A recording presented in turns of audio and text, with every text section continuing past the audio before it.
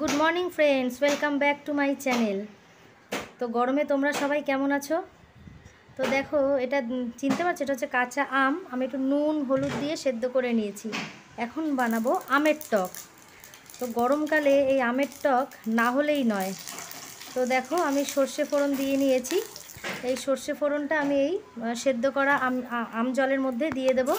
তারপরে এর মধ্যে এক গাদা জল দিয়ে ভালো করে চিনি দিয়ে একদম পাতলা করে আমের টক বানিয়ে নেব। নামটা আমের টক, কিন্তু চিনি দিয়ে পুরো মিষ্টি করে এটা খাই আর কি আমরা। মানে মনে হয় যেন প্রাণ জুড়িয়ে যায় যখন গরম গরম অবস্থায় খাই না, এটা ঠান্ডা হবে, ফ্রিজে রাখবো, তারপরে ঠান্ডা ঠান্ডা খাই। উফ, মানে দারুণ একটা শান্তির মানে যেন পানীয় এটা একটা লাগে আমার কাছে। তো গরমকাল আসলে এটা আমি করি। আর দেখো, মাছটা আমি ভালো, কাতলা মাছ এনেছে আজকে, তো আমি মাছটা ভালো করে ধুয়ে নিচ্ছি। তো দেখো, মাংস আনার কথা ছিল, তো বলেছিল আজকে মানে চিকেন হবে, তো মাংস না এনে মাছ নিয়ে চলে এসেছে। তো কাতলা মাছ আমি ভালো করে ধুয়ে নিচ্ছি। তো মশলা আমি মাংসের জন্যই করে রেখেছিলাম, আলু টালু সব আমি মাংসের আন্দাজে কেটে নিয়েছিলাম। তো মাছ যখন নিয়ে এসে আমি ওই দিয়েই আর কি এই মাছটা করে নেব। কি গরম পড়েছে না, ভালো লাগছে না আর, জানো তো, এত গরম। তো ভাবলাম চলো সারাদিন কি করছি না করছি টুকিটাকি জিনিস তোমাদের সাথে একটু শেয়ার করি। একদম কিচ্ছু করব না, ওই আমের টক যেটা দেখালাম তোমাদেরকে ওটাই করব, আর এই মাছের ঝোল করব, ব্যাস। আর একদম কিছু করব না, কারণ গরমে না এই আগুনের সামনে একদম থাকা যাচ্ছে না, পুরো গা চিরবির চিরবির করছে। চলো মাছটা নুন হলুদ মাখিয়ে আগে মাছটা তো ভালো করে ভেজে নিই। মশলা তো আমি রেডি করেই নিয়েছি, তো ঝটপট মাছটা ভালো করে ভেজে নিই।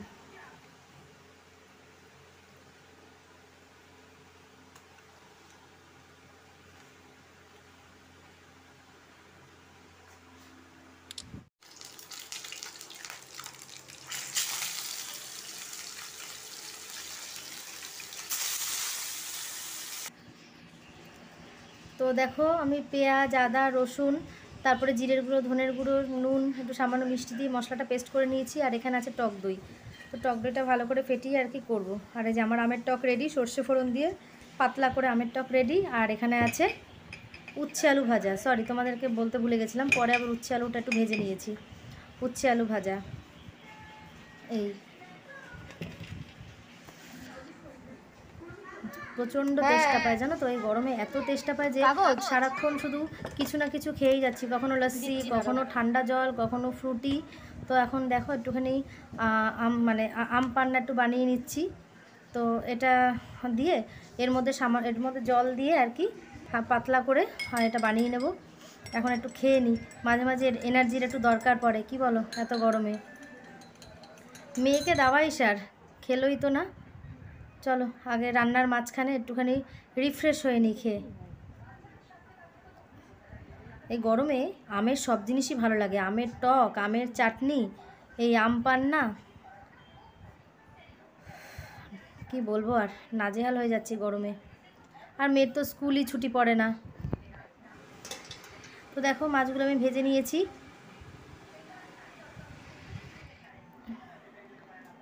চলো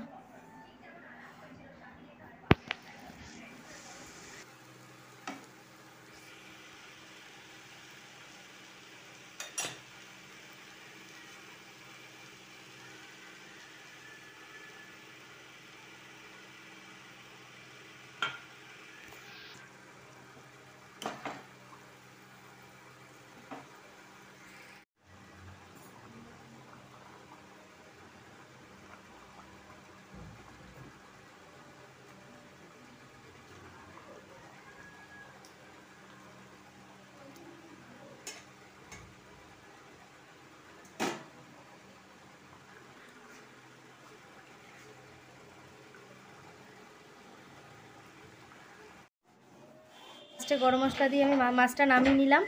তো রান্নার পরেও তো কত কাজ থাকে, তাই না? তো আমি গ্যাসটা ওভেনটা ভালো করে আর কি মুছে টুছে নিয়ে এবারে আমি ভালো করে স্নান ফান করে আসব। গ্যাসটাও ভালো করে মুছে নিলাম, কারণ রান্নার পরে রান্নাঘরটা পুরো যা অবস্থা থাকে, তো ভালো করে ক্লিন করে না নিলে না ভালো লাগে না। আর দেখো, আমি টক দইও বেড়ে নিয়েছি, কারণ তোমাদের তো সাথে শেয়ার করেছিলাম যে ভাত খাওয়ার পরে আমি 1 বাটি করে টক দই খাই, যেটা গরমের খুবই দরকার। তো দেখো স্নান করে চলে আসলাম, এখন একটু টোনার দিয়ে নিলাম।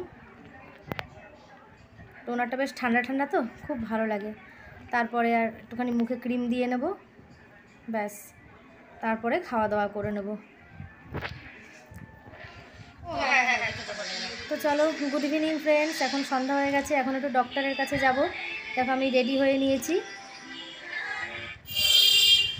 তো এই শরীরটা কদিন ধরে ভালো যাচ্ছে না, তো ভাবলাম একবার একটু ডক্টরটা দেখিয়ে নিই। হ্যাঁ,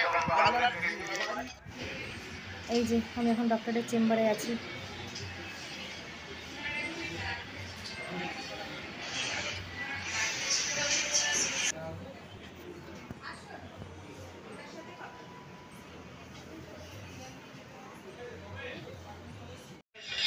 তো চেম্বার থেকে বেরিয়ে এখন একটুখানি কোল্ড কফি কিনলাম, আর দুটো লস্যি কিনলাম। তো ওটাই খেতে খেতে আসলাম। তোমাদের শান্তনুদা আর আমিও, দেখছো ঘামিয়ে কি অবস্থা। এখন তোমাদের শান্তনুদা একটা ব্রাউন ব্রেড কিনলো, বাড়িতে আসলাম, এসে একটুখানি গ্লুকন্ডির জল খেয়ে নিই। তো চলো রাখছি। তোমরা সবাই ভালো থেকো, সুস্থ থেকো, আর অল টাইম স্মাইল করো। চলো টাটা।